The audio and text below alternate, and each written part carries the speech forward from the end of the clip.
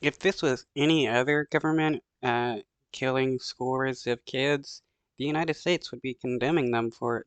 But because it's the Israeli government and the United States is full of Zionist Christians, they support the Israeli government mass murdering kids on the daily. Hamas is building pressure on Israel to pull back on its high-intensity military operation in the Gaza Strip and end the war with Hamas as soon as possible. Despite that, the bombardment continues as the war enters its 70th day. You can see here clouds of smoke billowing into the sky after multiple explosions across northern Gaza there early on Friday. Meanwhile, in the south, Israeli shelling and airstrikes have destroyed homes in Khan Yunis and Rafah. Dozens of people have been pulled from the rubble. Our correspondent Hani Mahmoud is live for us in Rafah in southern Gaza. Hani, give us an update on the situation there across the Gaza Strip.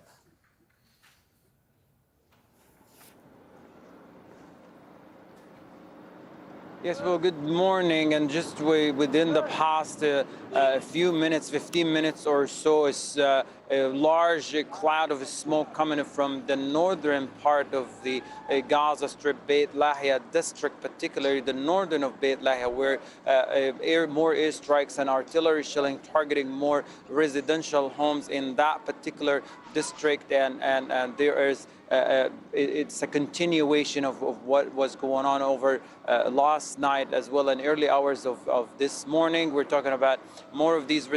You can't claim to be fighting terrorism or a terrorist organization when you're attacking residential areas and killing kids and civilians.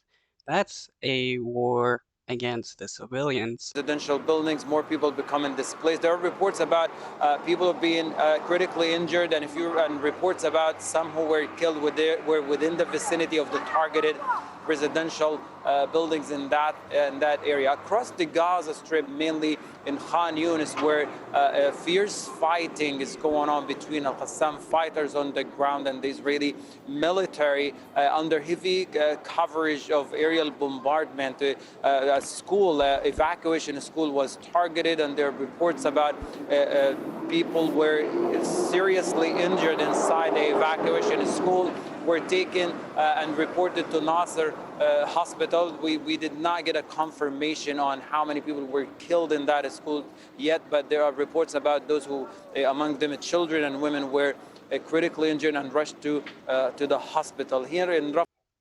Yeah, the Israeli government loves to kill kids while at the same time claiming they care about protecting kids. Again, one more time, an area that's supposed to be safe, but people find themselves under these unpredictable falling, but particularly a Shabura neighborhood in Rafah, an area that has been targeted repeatedly since the beginning of the war. But what's really tragic about what's going on is the central part of the Gaza Strip. It not only suffered from The Russian government hasn't even killed the same number of civilians as the Israeli government has in the entire year of the invasion by Russia. This is crazy how the Israeli government is still not considered a terrorist government.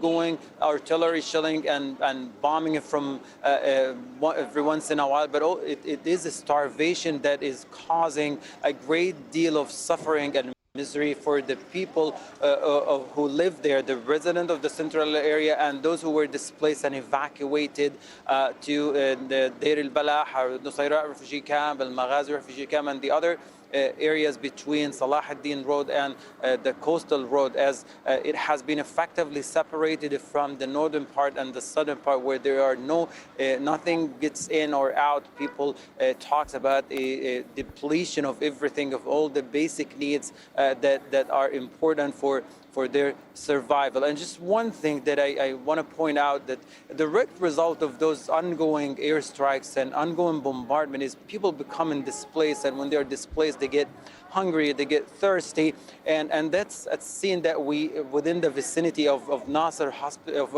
Al-Kuwaiti Hospital, we see where people, their daily mourning starts like this. U.S. to delay sale of 27,000 rifles to Israel because of rise of seller attacks on Palestinians. That's terrorism. The Israeli government funds uh, uh, settlers, gives them guns, and then they go out and kill Palestinians. That's funding terrorism. Queuing in a crowd, getting some water supply and get back to their homes. But this goes on all day long. Since late hours of night, people queue here just to get water, and that's a direct result of what of those.